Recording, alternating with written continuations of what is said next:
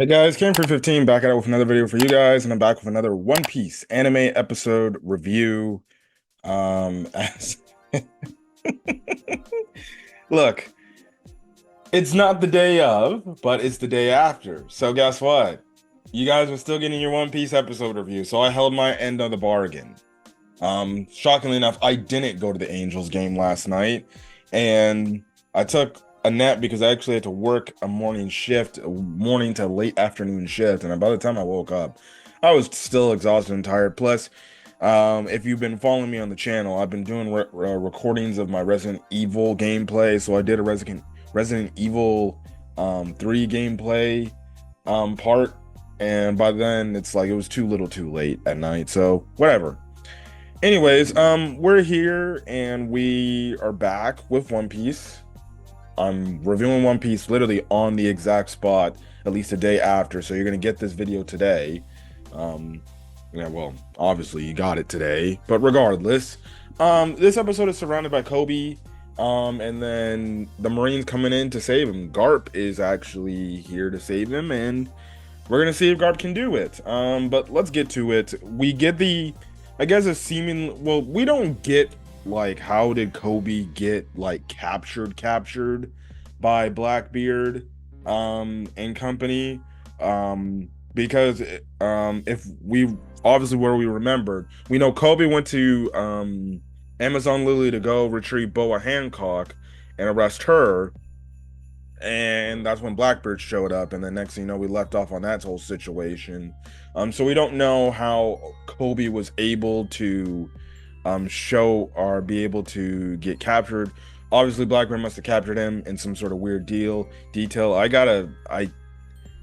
don't believe, if I'm looking at all the freaking episodes, I don't think they explain what happened on Amazon Lily just yet, but correct me in the comment section below, because see, reading the manga and knowing what's coming ahead, it messes with my mind. Anyways, we start off with Koby in a jail cell, and the man is literally doing his best Goku impersonation, and that's just training with freaking weights. He's got like an ankle weight with this huge, like, obviously this cannonball attached to his leg. They couldn't just put him in handcuffs and be done with him, because they know, like, okay, well, at least we gotta have some sort of handicap on him. So they presumably put this gigantic cannonball on his leg, and hey, look, for his case, it's good training. He can use that. He's just literally doing handstand, like, push-ups, I guess you can say. Now, in the meantime, we actually see Perona, who we know ended up leaving Hawkeye Mihawk, and she went to Pirate Island, Blackbeard's Island, to go find Gecko Moria, because that was the last time we saw Gecko Moria. We know Gecko Moria went to Blackbeard's Island to try to get Absalom, and he ended up getting duped. Now Perona uses her ghost to basically nullify the guards. She ends up walking, but she sees a lot of corpses, just dead corpses, and then she ends up coming across Koby. Now she's like, wait a second, you're the hero Koby, and Koby's like, wait, you're Perona. What the hell are you doing here, essentially? And basically Perona makes an ultimatum to Koby. He's like, listen, I'll free you only if you help me go get Gecko Moria. Now Koby's just like, wait, Gecko Moria? And he was here and everything, and Perona's like, yeah, that's why I came here, essentially. Now Koby's also like, I'm helping a pirate. What? Which I understand. He works for the Navy now, and it's been 2 years, obviously, but it's like, Ninja, you kind of somewhat helped Luffy in the situation early on in the series. I understand you weren't a full-fledged Marine, but even then, it's like, come on, man. Like, not all pirates are bad. Luffy's group is a good group. So that's the thing. And plus, too, Gecko Moria is a warlord, so it could obviously play into his positives in terms of like, well, I know where Gecko Moria is headed, so we can go after him. So that's the thing. But presumably, he ends up being freed, and I guess he ends up helping Perona, but that's the last we see of Perona. We don't know if they ever found Gecko Moria, It wouldn't be shocking if they didn't find Gecko Moria. It wouldn't be shocking if, like, well, guess what? Gecko Moria ended up actually probably maybe dying to Blackbeard, and sadly, they more than likely must have his devil fruit abilities, and they give it to him. They given his devil fruit abilities to maybe one of Blackbeard's commanding officers or something, or another one of Blackbeard's men, which might be on the up and up, which we haven't seen. It would make sense because Gecko Moria's devil fruit is very OP in the fact that he can literally like make zombies and make clones and everything, and you get what I mean right then and there. He can literally take your, and plus he can take your shadow and put it in a different body. We saw that when he did that with Luffy, for the gigantic freak back in Thriller Bark, Oars. So you get that whole thing right then and there. So, you know, his devil fruit's OP, and knowing Blackbeard and he likes OP devil fruits, he will take any devil fruit he can freaking get. So that's kind of the thing right then and there. Now, we actually do cut over to Koby. He actually ended up freeing some slaves that were held on Blackbeard's Island. Now, the slaves are very appreciative that Koby's doing this. And he's like, yeah, don't worry, we're gonna go all get out of here together. Now, eventually you have it to where I think his name is Ala Pizarro. He realizes, because he's like, wait a second, something felt weird, and then he realizes like, oh wait, the slaves are free. So then you just have a bunch of different like Blackbeard commanders. You have Shiryu, what is it, hold on, let me pull it up because I have the episode pulled up actually.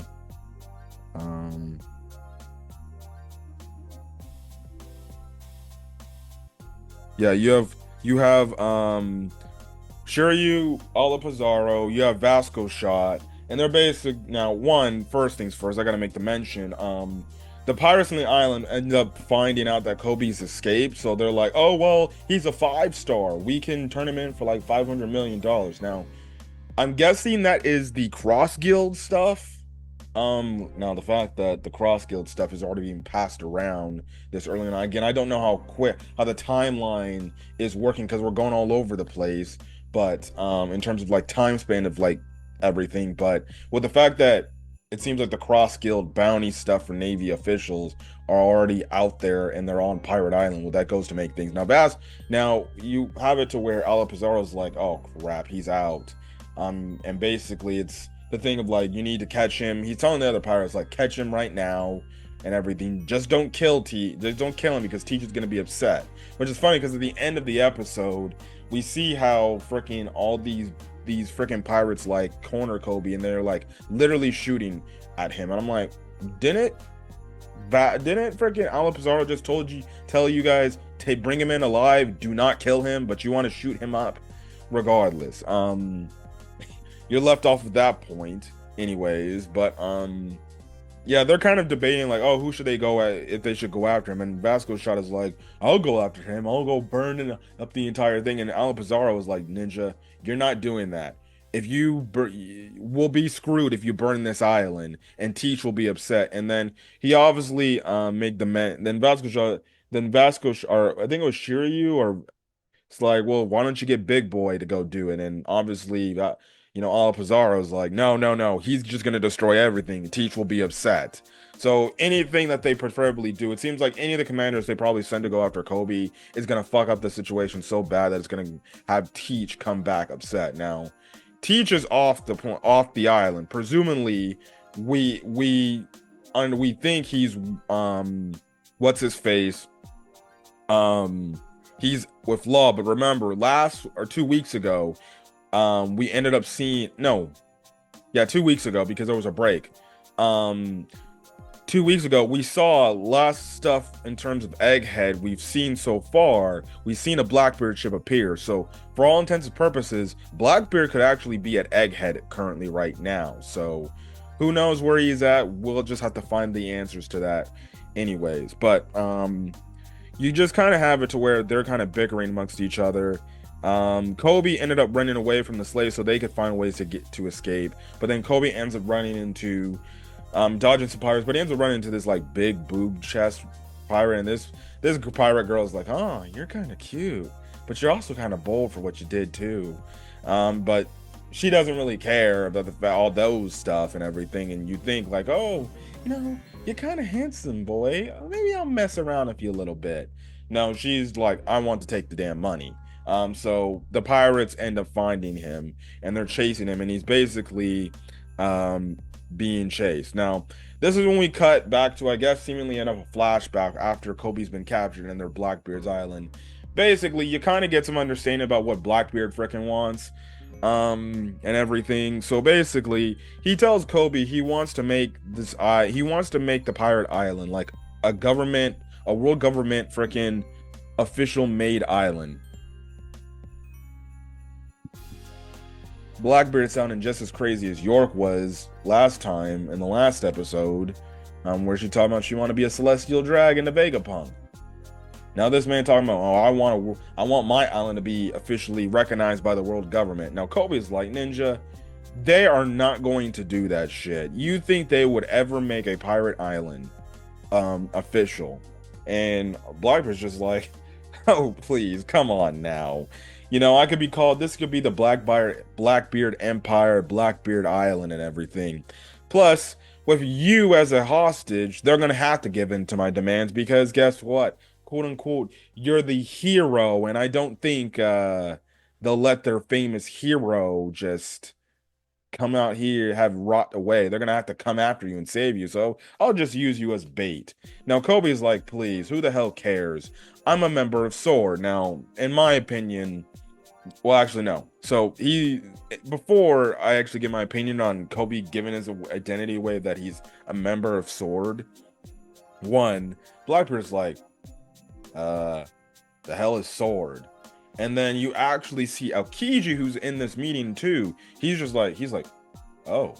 So then he walks up and he basically tells Blackbeard, he's like, look, dude, so Sword is like a group of Navy soldiers. They're a part of the Navy, but they're a different branch of Navy. And basically, they're Navy members that resign from doing the typical norm of the Navy stuff. And basically, they're a separate entity in the Navy branch. They can do whatever they freely want, so they don't have to be told if they want to attack an emperor or not. They have no rules. They can do whatever they freely want.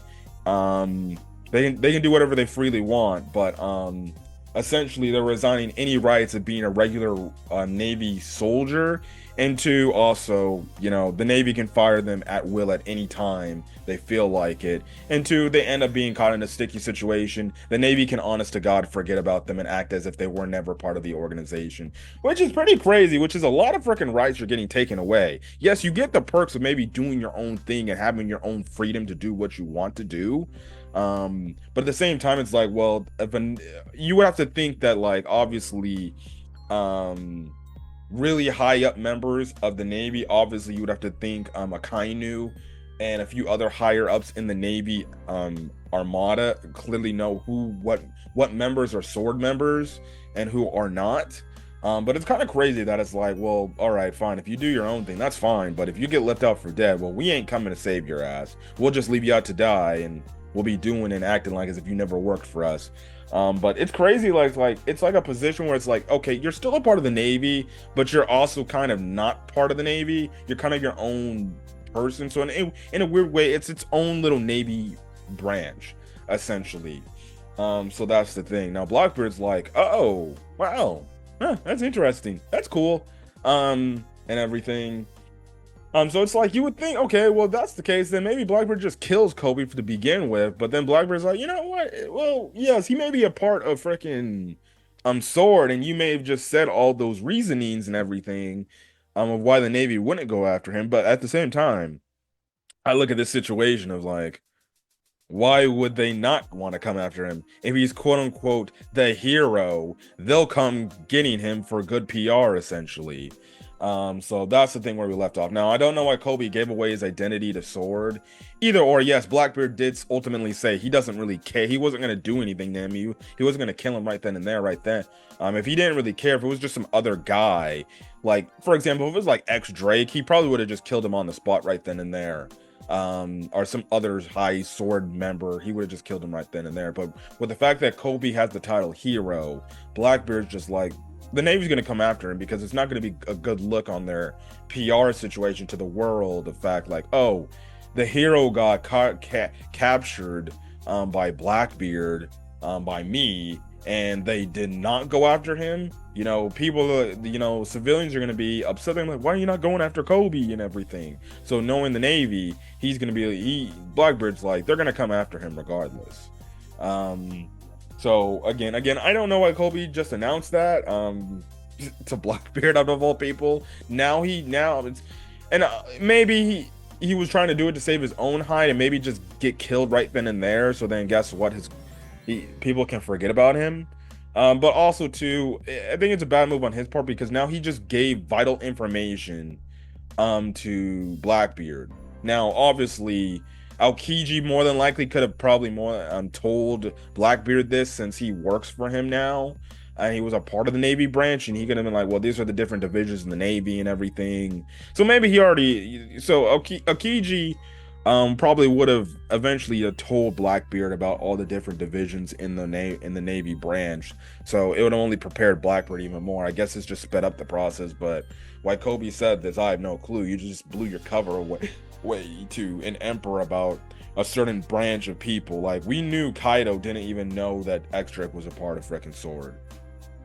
Plain and simple. And shit, he didn't even know that frickin' he was actually a pirate. And see what that means? You know, X-Drake is a member of Sword, and with the description that Aokiji said, like, well, they're a part of the Navy branch, but they're not really a part of the Navy branch.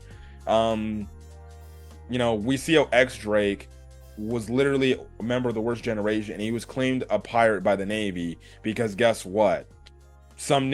Most Navy members, except like maybe certain higher ups, don't understand like he's a member of Sword. Now, if you're wondering, it's like, well, then why did freaking Kizaru, I think, like try to attack him? I think Kizaru tried to attack X-Drake back in Sabaody Archipelago. Well, I'm guessing, higher ups, it's probably like the Fleet Admiral, which is Akainu. You would have to think some members of the Gorosei, the Five Elders definitely know who members of Sword are. You would have to think maybe some other person in that organization. I don't think, even though the three admirals are probably higher up, it's probably like, we're not going to tell you the ins and the outs. And the admirals have always, like, you know, whether it's Fujitora or Kizaru, they've made mention in the past, like, well, we really don't know what's going on in terms of the higher up. We have an idea of what's going on, but we're just gonna do what we're told and just go about the business. Well, Fujitora is more like kind of pushing against that. Kizaru, we know he just kind of does what he's being told because he's just been a loyal soldier for a very long time. And I guess you can say the same thing about the other admiral we know. I forgot his name, damn it. The grass man. Or the forest man, fruit man. Whose name escapes me, but it's hard to even say his name anyways, but you get my point. So, you know, those Marines didn't know that, like, oh, he's a member of the Navy branch, but he's Sword, so we can't attack him. But we'll just play off like we're attacking him, or just ignore him and leave him to the side, right? No, the regular Navy members, since they know that this is a very secretive division, they're going to attack Drake knowing that he's a pirate because they think he's a pirate, not knowing that he's a member of Sword. So I guess for Drake's point, it's probably tiring because it's like, dog, why? Why are these people coming after me? I know I claim myself to be a pirate because I'm secretly being a pirate, but I'm secretly working for the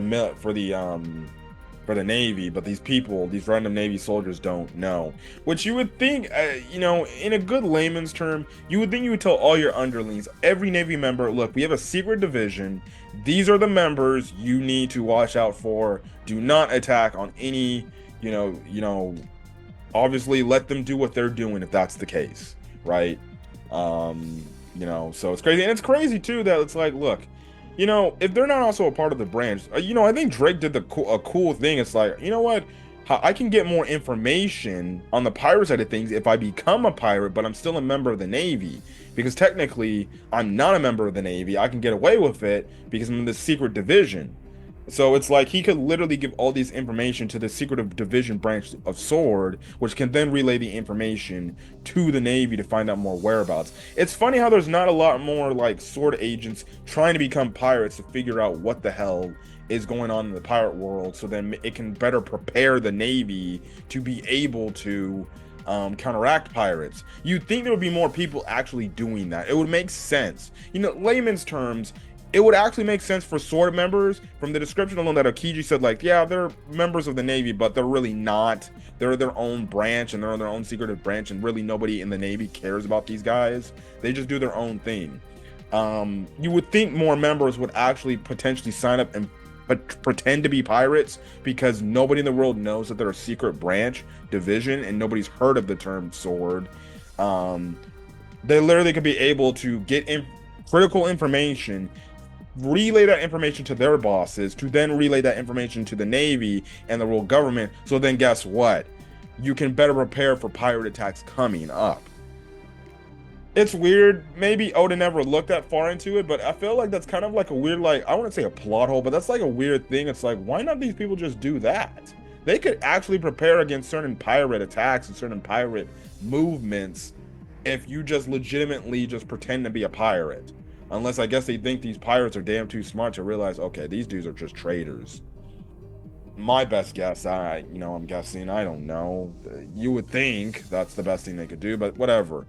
Anyways, that's where we get left off on that cliffhanger. So Koby's flashing back to all that moment, and the next thing you know, that's when you have a bunch of you have these explosions when he heads out, and it's the fact that the Navy ship has appeared, which we later find out it's Garp's ship. And some of these Navy soldiers, we only see two come in, and they're actually doing damage. We have these like pirates trying to defeat like this big bulking guy, and it's not working, and we see like the dude is literally made of clay. Now who he is, they don't say who it is. Maybe this is some sort of weird invention that the Navy's done. It's probably a person with maybe a devil fruit that has like clay abilities that he can make clay clones, and they're indestructible, but well, they're very easily, they can be destroyed, but they can just easily be remade. So it's a situation there. And then we get an interesting character, a new character, named by the name of Kujaku. And she's like, she has the abilities of the whip fruit, and we see her moving these buildings. Now at first I was thinking like, okay, this must be Alapazara moving buildings around to kind of keep Koby in a certain situation or stuck somewhere. But these other pirates are like, who's moving the buildings? And then they see her, and then she's like, oh, huh, it's funny how you pirates are just looking at me. And it's kind of like, oh, maybe these pirates could think like she's hot and everything. No, they end up seeing like her hat or whatever, and they're like, wait, she's a member of the Navy. And that's when we get the title reveal about Kujaku, and we find out like she is the granddaughter to Suru, who was one of the great Navy admiral forces that stood alongside, or members that stood alongside Garp and crap, I'm trying to think of the last Garp and hold on, I have to look this freaking up, man. How did I forget this dude's name, bro?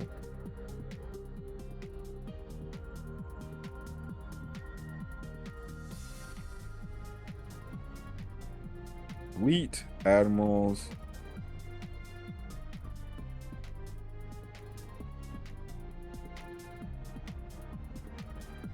Sengoku. She was one of the women who was regarded as one of the best Navy soldiers that stood alongside Garp and Sengoku. And that's the thing. We see like, okay, this is her granddaughter. She seems pretty strong and pretty threatening.